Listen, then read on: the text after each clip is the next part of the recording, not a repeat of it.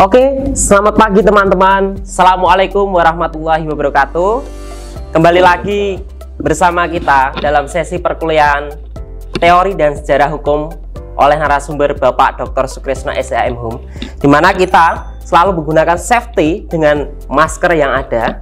Dengan kita sudah tes rapid dan juga tes suhu badan, kita juga sudah normal lah, dan juga kita sehat. Alhamdulillah itu tadi. Dan Bapak, pada sesi perkuliahan pada kali ini kita menginjak pada bab sejarah hukum, gitu. Iya, sejarah hukum. Ada 3 bab yang hari ini harus saya selesaikan karena kuliahnya 2 kali. Itu bab 1, 2, 3, 4 ini. 1, 2, 3, 4. Baik Bapak, untuk memulai pada perkuliahan kali ini, sebelum kita posisinya sudah di sini sudah berbeda ya teman-teman, dengan kondisi dan juga lokasi yang berbeda. Mungkin dari Bapak Sukresno di sini menginginkan lokasi di mana Bapak? Ya. Gitu. Terima kasih karena suasana untuk mahasiswa yang tercinta magister hukum itu kepinginnya santai, maka saya berharap kita cari tempat lokasi bagaimana kalau di pantai. Oh di pantai Bapak. Ya. Oke, siap. Teman-teman, ya, biar tidak pada ngantuk, ya, dikarenakan kita kan perkuliahannya malam hari juga. Jadi Pak Sukresno menginginkan kita posisinya di pantai. Oke? 1, 2, dan 3. Kita posisi sudah di pantai Bapak. Gimana Bapak? Assalamualaikum warahmatullahi wabarakatuh. Waalaikumsalam warahmatullahi wabarakatuh. Bab 1 ini tentang apa itu sejarah hukum.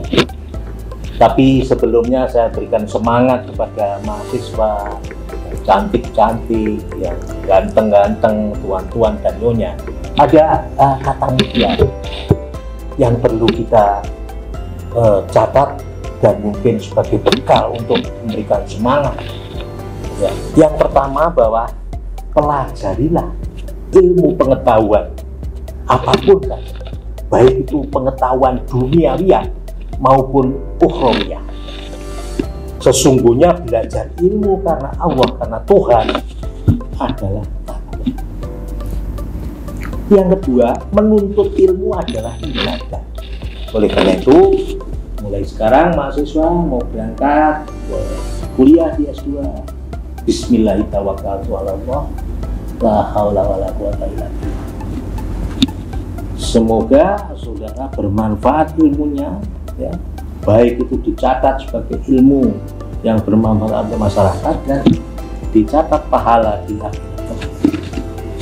Berikutnya, mengingatkannya kepada orang lain adalah tasbih. Sedangkan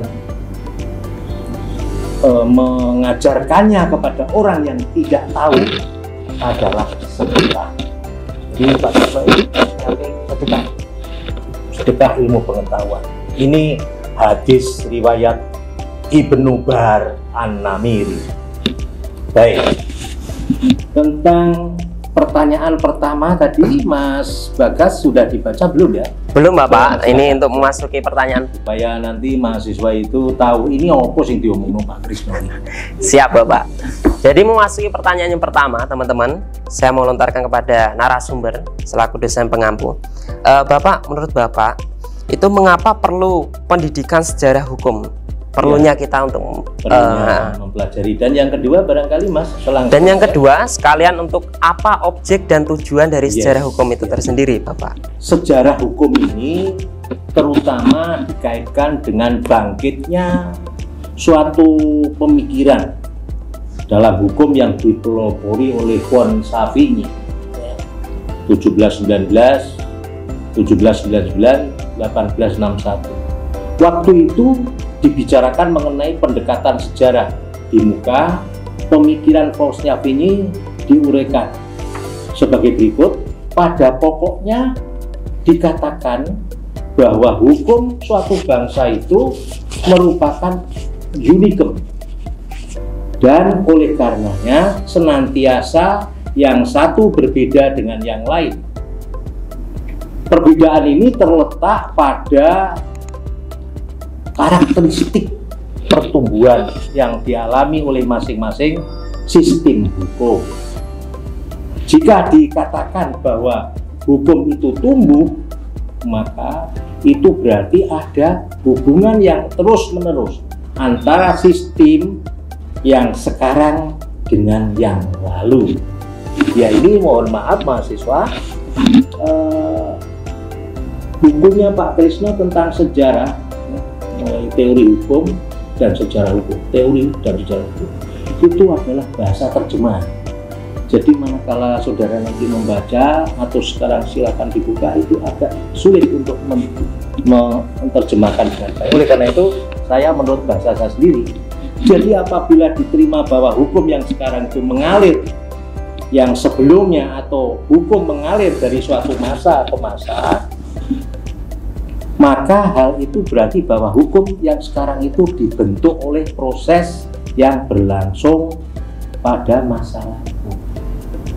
Jadi sejarah, ya, kita tidak boleh melupakan sejarah, ya. Jangan lupa, jangan sekali-kali melupakan sejarah. Jas merah. Di samping itu kita juga bisa mengatakan bahwa sifat studi kesejarahan ini hakikatnya bersifat indivisible. Tak sengaja ngomong.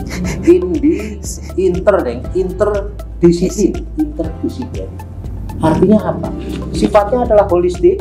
Pendekatan-pendekatannya untuk belajar hukum harus belajar juga dengan pendekatan sosiologis, pendekatan antropologis, pendekatan analitis, dan sejarah itu sendiri.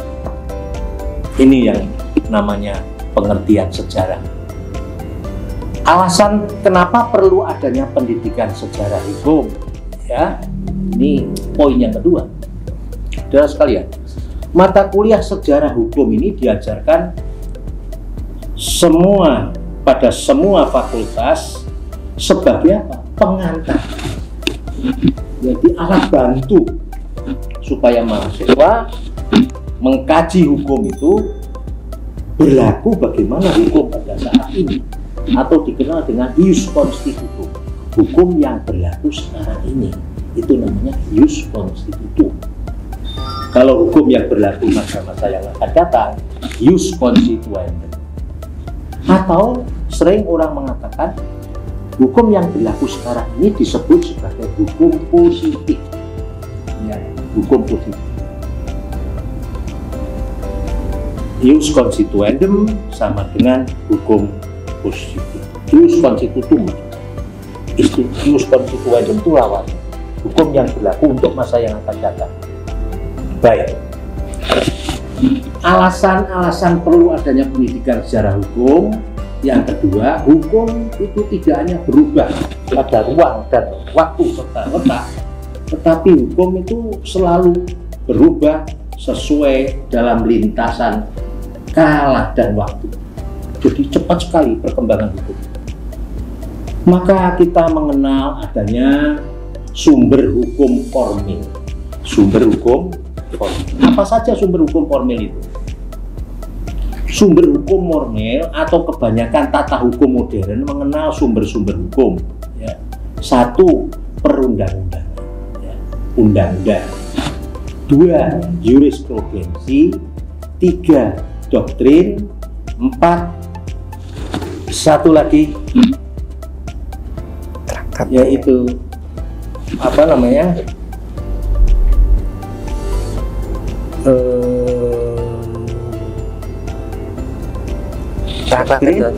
Traktat, jurisprudensi, dan pendapat ahli. Sering Pak Krisno untuk mengapalkan para mahasiswa itu biasanya nganggo istilah UKU Traktat. U undang-undang, K kebiasaan, U jurisprudensi, traktat, doktrin. UKU Traktat. Ya. Mahasiswa yang kami banggakan, sebenarnya istilah hukum formil itu menurut bahasa Yusuf itu salah. Yang benar adalah formal. Jadi formil itu formal, tapi karena tidak populer, maka sering kita menyebut hukum formil. Termasuk istilah konstitusional. Itu sebenarnya konstitusional. Material. material. Ideal, pentil, nah ini yang nggak bisa, tetap sama. Karena itu tidak termasuk pengertian jus. Kita tadi mengatakan sumber hukum formil itu Okeotrakodon. Jadi untuk menghafal mahasiswa itu supaya berulang-ulang, ya, terutama mahasiswa program pasca ini yang tidak dari sarjana hukum biasanya lintas ya, masih perlu belajar ya. Jadi singkatan-singkatan itu kita sering mendengar KUD itu apa? Pak Krisna ya KUD ya KTI ucul dewi gitu ya. STNK setengah tua nang kecek. Ya kan. Kemudian pentil kecakot, penjaga telepon kecamatan kota. Jadi ojo sing aneh-aneh pemikirannya. Sumu ora keringetan, susu kedumuk ora keri kebangetan. Astagfirullahaladzim. Ya, ini saya akan memberikan kesempatan untuk santai supaya nanti di belakang ada yang ngantuk. Oh iya. Baik, saudara sekalian. Tidak hanya sumber-sumber hukum formil, melainkan juga isi norma-norma hukum berbeda dari waktu ke waktu. Kalau kita belajar hukum itu dikenal dengan norma atau kaidah atau azas sama. Ya, jadi kita harus berpegang pada norma, kaidah, azas. Itu disebut dengan hukum. Hukum itu apa? Hukum itu aturan, tata tertib untuk mengatur masyarakat. Alasan yang ketiga, perlu adanya pendidikan hukum. Norma-norma hukum dewasa ini sering dan sangat sekali dapat dimengerti melalui sejarah hukum. Ini pendapat Henry Debye. Ya. Jadi supaya kita belajar hukum secara holistik, secara keseluruhan, mendalam, harus juga dimengerti mengenai sejarahnya hukum. Yang keempat, banyak mempunyai pengertian masalah sejarah hukum itu hakikatnya merupakan suatu pegangan penting, yaitu untuk para yuris, ya, terutama yuris pemula, ya. Yuris itu penegak hukum, dan untuk mengenal budaya serta peranata umum, karena hukum itu sebenarnya merupakan salah satu kebudayaan dari suatu bangsa, dan antara bangsa yang satu tentunya berbeda dengan bangsa yang lain. Objek dan tujuan sejarah hukum. Sejarah hukum merupakan bagian dari sejarah hukum yang sesuai dengan apa yang dicita-citakan. Seyogyanya, sejarah itu menyajikan dalam bentuk sinopsis, suatu keterpaduan seluruh aspek kemasyarakatan dari abad ke abad. Sebagai ilmu pengetahuan, sejarah pergaulan hidup manusia tergolong ilmu pengetahuan sosial. Jadi kita belajar ini ilmu sosial namanya, atau ilmu pengetahuan kemanusiaan yang sering kita kenal adanya MHUM, itu Magister Humaniora, ya, ilmu hukum kemanusiaan. Nah, sama juga dengan Magister Hukum, ya, yang mempunyai kesamaan ilmu pengetahuan alam, yakni bahwa semua adalah empiris, artinya bertumpu pada pengamatan dan pengalaman. Baik, saudara sekalian, sedangkan objek dan tujuan sejarah hukum, saya ulangi lagi, sejarah mempelajari perjalanan waktu masyarakat di dalam totalitasnya, sedangkan sejarah hukum adalah aspek tertentu dari hal itu, yakni hukumnya. Sedangkan maksud dan tujuan sejarah hukum, mau tidak mau, akhirnya adalah menentukan juga mengenai dalil-dalil atau hukum-hukum di dalam perkembangan masyarakatnya. Bahwa hukum suatu bangsa itu merupakan suatu unikum, dan oleh karenanya senantiasa yang satu beda dengan yang lain. Dalam pendekatan sejarah hukum, sifat studi kesejarah ini pada hakikatnya bersifat indisipliner.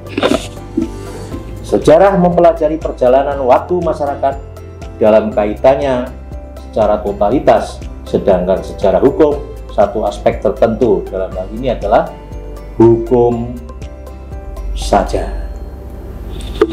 Baik, saya kira ini, kemudian saya serahkan kepada Mas Bagas kembali untuk melanjutkan pertanyaannya. Cut, saya hentikan dulu sebentar. Terima kasih, tetap stay tune di channel YouTube Dr. Sukresno. Bapak, untuk melanjutkan ke sesi yang bab kedua, apakah Bapak pengen berganti suasana yang berbeda? Kreatif ini, ya. Mas Bagas, saya kepengen di ruang apa ya ini ya, yang mungkin bisa seperti di pantai gitu, di ruang apa Mas, di dalam room gitu, open bar, di ruang terbuka, di studio, monggo, atau di sawah, di studio ya.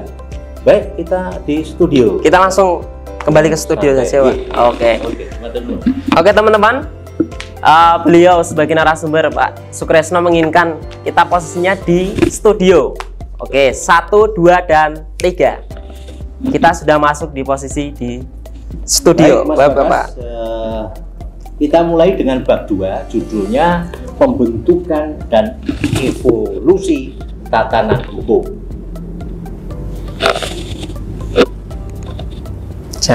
Terbentuknya hukum tidak lain adalah karena kebiasaan. Jadi ada hukum kebiasaan, ada kebiasaan hukum. Dan ini apa, Pak? Di semua pergaulan hidup nampaknya suasana kehidupan menyebabkan ya, terbentuknya kebiasaan. Jadi hukum itu berasal dari kebiasaan. Tapi tidak hanya kebiasaan yang dilakukan oleh masyarakat yang terus-menerus berulang-ulang, tapi kebiasaan itu disebut kebiasaan hukum. Karena sebuah jalan panjang yang memisahkan kebiasaan dalam arti yang umum dari kebiasaan hukum itu memang ada. Dalam arti bahwa yang umum itu kebiasaan tersebut tidak lain adalah suatu perbuatan manusia dan penahanan diri. Jadi kalau kita melihat aturan itu mesti terdiri dari perintah dan larangan. Perintah itu artinya perbuatan yang menurut hukum, larangan perbuatan yang melanggar hukum. Nah, orang itu kan mestinya kepengennya itu ya sebagai manusiawi melanggar hukum itu biasa. Melanggar hukum itu senang. Orang dilarang misalnya mencemarkan nama baik, malah justru caranya mencemarkan nama baik. Nah, ini namanya penahanan diri. Jadi hukum membuat seseorang untuk melakukan sesuatu dan tidak boleh melakukan sesuatu. Syarat supaya hukum itu dikatakan menjadi kebiasaan, syarat supaya kebiasaan masyarakat itu menjadi kebiasaan hukum ada beberapa hal. Yang pertama, bahwa hal tersebut tidak merupakan kebiasaan individual. Saya ulangi lagi. Jadi namanya kebiasaan individual itu bukan hukum, melainkan suatu kebiasaan kemasyarakatan. Dulu sebelum ada aturan lalu lintas, orang itu sudah merupakan kebiasaan kalau jalan itu sebelah kiri, orang berjalan di jalan raya. Sebaliknya juga pakai mobil sebelah kiri. Lain kalau kebiasaan orang barat, malah sebelah kanan. Dan ini adalah hukum tumbuh dalam tata tertib dalam lingkup masyarakat yang ada di situ. Nah, sekarang dinaikkan lagi kebiasaan itu menjadi kebiasaan. Karena kecelakaan kalau terjadi dan dia kok berada di sebelah kanan jalan, ya itu salah. Ya seharusnya sebelah kiri. Yang kedua, bahwa kebiasaan tersebut harus menyangkut suatu perbuatan. Harus suatu perbuatan. Ya, perintah. Orang itu harus melakukan. Berbuat itu yang baik. Termasuk berbuat itu di dalamnya tidak berbuat. Jadi kalau saudara ada orang bunuh diri, sudah tahu saudara mau ada orang bunuh, kok dia kan tidak berbuat, saudara bisa kena jeratan pidana karena tidak segera mencegah. Nah, itulah uniknya hukum. Berbuat tidak berbuat, membiarkan orang melakukan sesuatu, saudara diam, hukum pidananya kena. Yang kedua, kebiasaan tersebut menyangkut suatu perbuatan dan penahanan diri. Saya katakan tadi, jangan, dilarang. Itu termasuk perbuatan. Yang ketiga, kehidupan ini harus dialami oleh masyarakat sebagai suatu yang mempunyai kekuatan mengikat. Kalau sudah berulang-ulang, ya, masyarakat belum ada undang-undang, belum ada hukum, itu kalau orang itu melanggar sebagaimana tatanan masyarakat, itu paling enggak dia tercela, ya, sanksinya diri sendiri atau diakibatkan oleh pergaulan yang dijauhkan dengan orang lain. Dan yang keempat, kebiasaan tersebut harus ada dukungan oleh penguasa umum, oleh negara. Kalau kebiasaan itu sudah berulang-ulang, maka kemudian ditetapkan DPR dan Presiden menjadi undang-undang. Undang-undang itu sebenarnya diterbitkan, ya, dari kebiasaan, dari budaya, dari perlakuan masyarakat. Maka sebenarnya tidak cocok kalau hukum kita itu dari Belanda, ya. Sementara kita hanya mengikuti mana undang-undang kita, hukum kita yang menjadi kitab undang-undang hukum perdata itu warisan Belanda. Bahwa pidana, kemudian geger gede, yang ada kan baru kitab undang-undang hukum acara pidana. Hukum acara perdatanya masih HIR, Hadzin Indonesia Reglemen itu sendiri untuk Jawa dan Madura. Untuk di luarnya RIB, Reglemen RBG, Reglemen Buiten Domestik. Jadi ada pluralisme hukum. Belum lagi nanti pengadilan agama yang menggunakan kompilasi hukum Islam. Nah, inilah uniknya mata hukum itu, dikatakan unikum itu.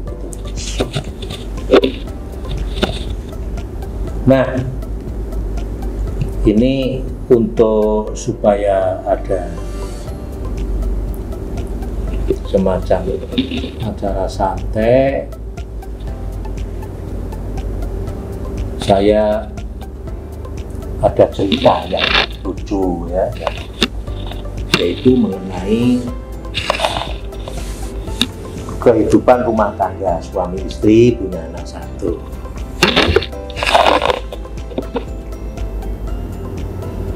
Sebagai kebiasaan, ya, suami istri sama anaknya itu kebiasaan yang jelek itu kalau mandi, si bapak satu saat mandi bersama anaknya, ya kan?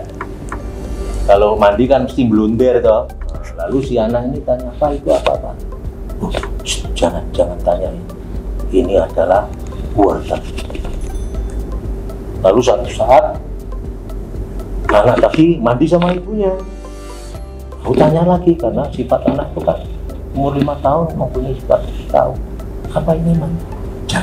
Jangan ditanya. Ini adalah apa? Marmut. Lalu malamnya tidur bersama bapak, ibu, dan anaknya. Pagi-pagi si anak tadi cerita sama kakeknya, "Kek, tadi malam marmutnya makan wortel." Nah, ini kan astagfirullahaladzim kan, ya, nanti dipikir sendiri. Nah, terutama mahasiswa yang sudah berkeluarga, ya, yang belum dan cepet-cepet, ya. Baik, berikutnya untuk season yang ketiga, bab 3 ini akan dilanjutkan pertanyaan oleh Mas Bagas. Dipersilakan, Mas. Oke teman-teman, itu tadi sekilas mengenai bab 2. Kita melanjutkan untuk ke sesi yang bab ketiga, Bapak. Mungkin untuk sesi yang terakhir ini, ya, Bapak sendiri pengen pindah ke suasana yang berbeda, apa gimana, Bapak? Ide yang terkait ini, ya, mahasiswa S2 loh, apalagi Fakultas Hukum UMK. Saya minta untuk suasana di kutub ya. Oh, bisa orang? mau di kutub Bapak? Bisa sekali. Ayo teman-teman, kita berpindah lagi ke Kutub Utara. Ya. Jadi bisa merasakan bagaimana di sana itu. 1, 2, dan 3. Kita sudah posisi di Kutub Utara Bapak. Ya. Gimana Bapak? Dingin apa tidak Bapak? Ya. Wah, ini sudah posisi di Kutub Utara Bapak. Satu-satunya kuliah di Fakultas Hukum. Wah, luar biasa. Kalian ke kutub. wah itu Fakultas Hukum bisa sekali untuk menuju ke Kutub Utara. Oke. Untuk the next pertanyaannya Bapak di sini untuk bab ketiga ya. Ketiga dan terakhir. Bagaimana perkembangan dan pembangunan hukum di Indonesia pada masa pasca kolonial atau masa peralihan? Mohon bisa dijelaskan Bapak. Terima kasih Mas Bagas.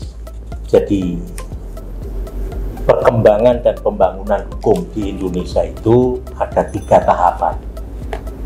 Tahapan pada masa pasca kolonial, ya, ini disebut dengan pasca peralihan.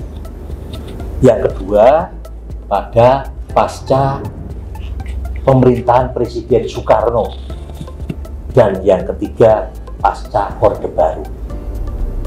Ini sejarah hukum terhenti pada era Orde Baru, karena era yang terakhir yang sekarang kita jalankan Presiden Jokowi itu setelah Orde Baru itu kan ada apa namanya Mas yang mahasiswa demo itu besar-besaran yang menggulingkan pemerintahan reformasi itu masa reformasi. Maka tugas saudara silakan nanti bisa menyusun makalah tentang masa reformasi kaitannya dengan beberapa presiden.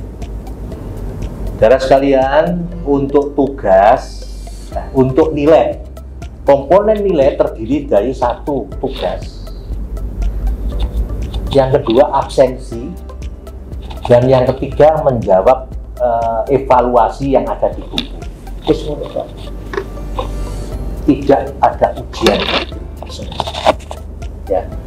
Dan semua sudah ada di dalam buku teori hukum dan sejarah hukum. Bagi mahasiswa yang belum, kontaknya dengan Komting, wakilnya Mas Bagas. Ya. Segera itu dimiliki, ya. Karena terakhir saya akan kuliah 2 kali lagi terus selesai. Ini kan luar biasa, kuliah yang sangat padat, mahasiswa cepat. Itu kan harapan saudara. Dulu pasca sarjana itu S2 itu mau diubah menjadi 4 tahun. 4 tahun, 8 semester. Protes itu. Ini 1,5 tahun. Baik. Yang pertama, masa peralihan itu dimulai tahun 1940 sampai dengan 1950. Prinsipnya pada masa peralihan ini banyak hukum yang sangat universal, sangat dualisme, bukan universal, sangat banyak, kompleks. Sehingga tadi saya katakan, nah, berlakunya hukum pada saat itu dari berbagai macam, ya, dari berbagai macam. Nah, kapan sih sebenarnya kita itu mempunyai hukum? Ya tentunya sejak proklamasi tanggal 17 Agustus tahun 45, dasar hukumnya Memorandum DPR-GR tanggal 9 Juni tahun 1966 mengatakan bahwa tanggal 17 Agustus adalah merupakan detik penjebolan dari hukum kolonial sekaligus menjadi hukum nasional. Jadi yang saya katakan tadi awalnya, kita mempunyai KUH Perdata itu dulu dari Bogerlik Wetboek. KUH Pidana itu Wetboek van Strafrecht. Ya, KUH Perdata, KUHP, ya, hukum acara perdata, hukum acara pidana, semuanya dari Belanda. Tapi sejak itu kita merdeka 17 Agustus menjadi hukum nasional dengan segala beberapa pasal yang dicabut atau yang tidak diberlakukan sampai sekarang. Bayangkan. Padahal di dalam pasal 2 aturan peralihan mengatakan bahwa segala badan negara dan peraturan yang ada masih langsung berlaku selama belum diadakan yang baru menurut Undang-Undang Dasar ini. Ini apa maksudnya? Kalau kita merdeka orang dihukum kan repot. Maka ini menjaga kevakuman. Tapi sifatnya hukum-hukum yang berlaku di Belanda itu, yang berlaku dari Belanda itu bersifat sementara. Segera kita itu membuat hukum sendiri. Ya, sejarahnya begini. Kalau kita bilang sejarah itu dalam bahasa Latinnya adalah historis, Jermannya Geschichte, yang berasal dari kata Geschichten, artinya suatu yang terjadi. Dilihat dari kegunaannya, maka sejarah adalah percatatan dari kejadian penting masa lalu yang perlu diketahui dan diingat serta dipahami oleh setiap orang atau suatu bangsa masa kini. Kenapa begitu? Karena kalau kita tidak mengingat sejarah, ya nanti hukum kita akan lain ya. Kita harus mengikuti hukum berdasar sejarah, kebiasaan yang dilakukan oleh masyarakat. Tanpa mempelajari sejarah dan ilmu politik nanti, karena berkaitan erat antara sejarah dan politik, maka kehidupan bangsa Indonesia mendalami Kepulauan Nusantara ini sejak abad 18 sampai 20. Berakhirnya masa pemerintahan Jepang. Pada waktu pemerintahan Hindia Belanda atau namanya penjajahan itu, golongan penduduk di Indonesia dibagi menjadi 3. Golongan Bumiputra, golongan Eropa, dan golongan Timur Asing, yang masing-masing hukumnya sendiri-sendiri, gitu ya. Nah inilah dibagi menurut Statgard 129. Golongan Timur Asing buang Tionghoa, itu misalnya orang Arab, orang India, orang Pakistan, ya. Pembagian berhubungan dengan hak privat, jadi masalah perdata. Nah, golongan Timur Asing dan Bumiputra berlaku hukum adatnya masing-masing. Jadi banyak orang Arab, orang India, ya, orang Pakistan yang ada di Indonesia itu termasuk Timur Asing. Tapi sejak itu maka dia menjadi universal bangsa Indonesia. Nah, sedikit ada obat menghilangkan stres. Pada waktu saat perjalanan pulang itu ada 2 orang, seorangnya itu pastor dan seorangnya Pak Haji. Ya kebetulan ini pulang dari Prancis menuju Indonesia. Keduanya duduk di pesawat terbang kelas ekonomi. Nah, di dalam pesawat tadi, kebetulan karena pesawat dari Prancis, dia mendapat snack. Tapi snack itu ada tulisannya ham. Ham itu artinya daging babi. Lalu si pastor itu mempersilahkan pada Pak Haji. Mari Pak Haji, silakan dimakan. Kata pastor. Maaf pastor, agama saya melarang makan daging babi. Komentar si pastor. Wah Pak Haji ini nggak tahu barang enak, gitu ya. Wah ini mangkel ini Pak Haji. Setelah Pak Haji sampai di bandara, dia dijemput istrinya, cantik. Lalu dia tanya sama pastor, pastor mana istrimu? Agama saya melarang untuk beristri, Pak Haji. Oh, pastor nggak tahu barang enak. Nah, astagfirullahaladzim. Nah ini saudara cerna tersendiri. Baik, bahwa tadi ada golongan 4, golongan Eropa, Timur Asing Tionghoa dan bukan Tionghoa, Arab, India, Pakistan, dan Bumiputra. Pada waktu itu pemerintah Belanda masih memberi kesempatan kepada orang-orang yang termasuk dalam golongan itu menjadi pindah ke golongan lain. Namanya persamaan hak, equalization. Golongan bukan Eropa berubah status menjadi golongan Eropa sehingga mereka tunduk pada seluruh hukum perdata dan hukum publik. Ya, jadi orang bukan Eropa dia menundukkan diri menjadi golongan Eropa. Boleh. Namanya persamaan hak, equalization. Dan yang kedua adalah peleburan, assimilation. Golongan timur asing atau Eropa pindah malah ke golongan bumi. Lalu penundukan diri secara sukarela atau voluntary submission itu apabila timur asing, bumi putra tunduk secara sukarela pada hukum perdata Eropa dikarenakan karena perkawinan, karena kontrak perjanjian kerja, dan karena pemindahan hak milik atas tanah.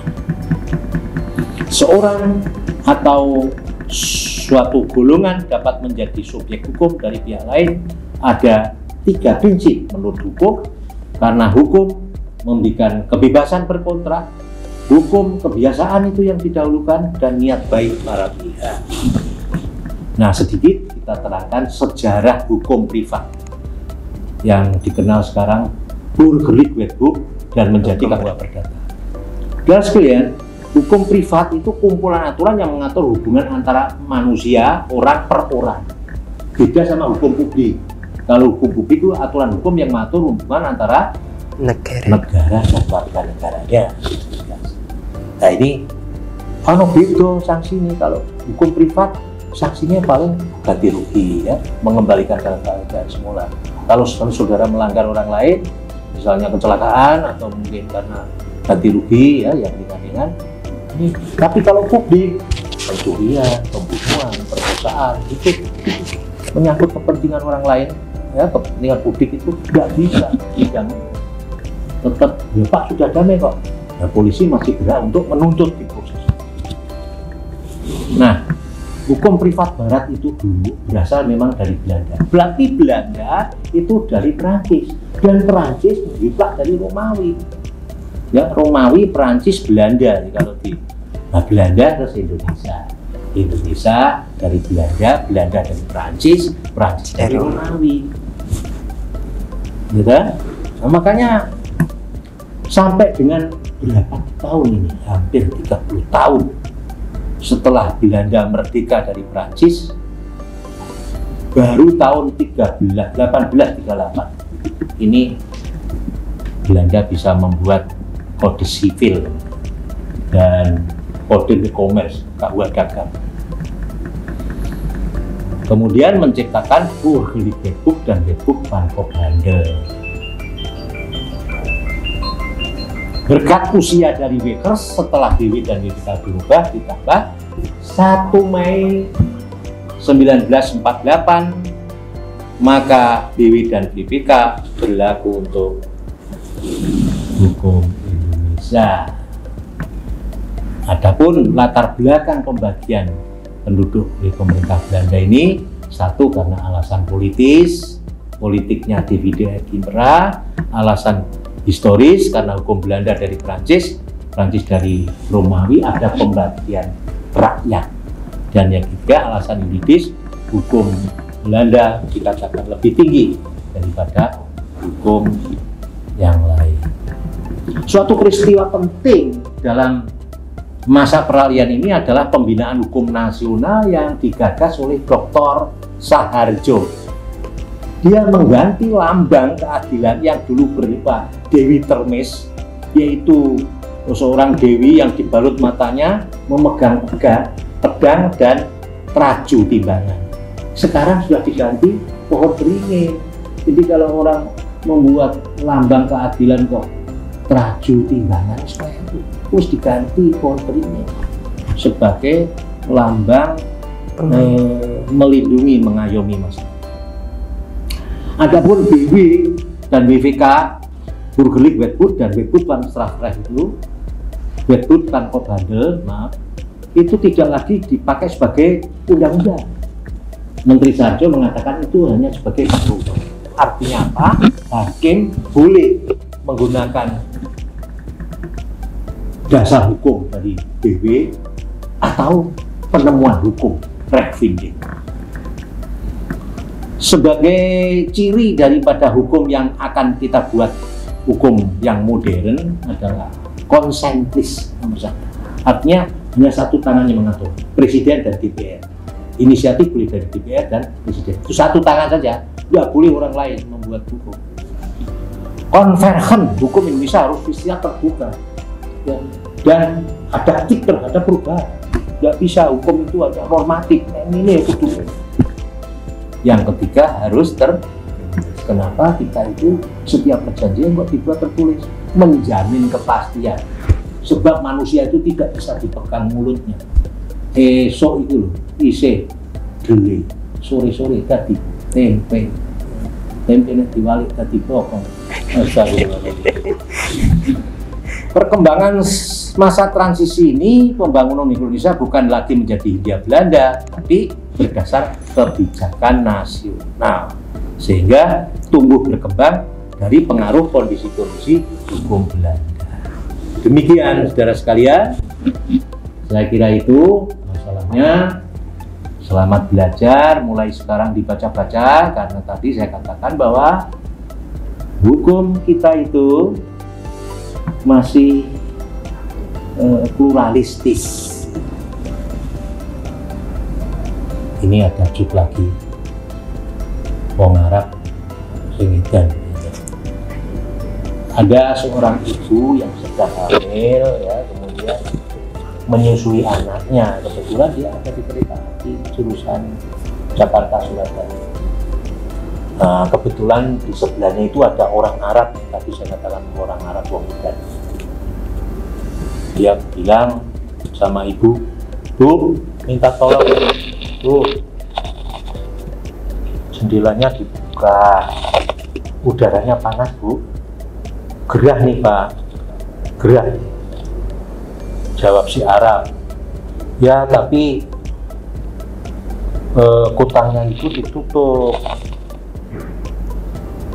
Jadi si ibu minta tolong sama bapak orang Arab untuk jendelanya dibuka karena sumuk, ya. Malah si Arab tadi, orang itu tadi, "Ya, tapi kutangnya ibu ditutup. Saya sih nggak apa-apa, Bu, tapi ponakan saya ini loh, Bu, peroncalan." Astagfirullahaladzim. Terima kasih. Wassalamualaikum. Waalaikumsalam warahmatullahi wabarakatuh. Itu tadi teman-teman sekilas mengenai perkuliahan tentang sejarah hukum dari narasumber Bapak Dr. Sukresno SHM Hum yang sudah meluangkan waktu pada perkuliahan sesi kali ini. Dan tidak lupa juga teman-teman, kita selalu untuk senantiasa menjaga diri juga di rumah, dan juga kita meningkatkan belajar kita untuk bisa menyesuaikan dengan perkuliahan pada saat ini. So don't go anywhere, tetap stay tune di channel YouTube Daring Dr. Sukresno SHM Hum, dan jangan lupa juga untuk like dan subscribe-nya yang sebanyak-banyaknya tentunya. Begitu ya Bapak. Terima kasih, sekian dari saya selaku pembawa acara. Wassalamualaikum warahmatullahi wabarakatuh.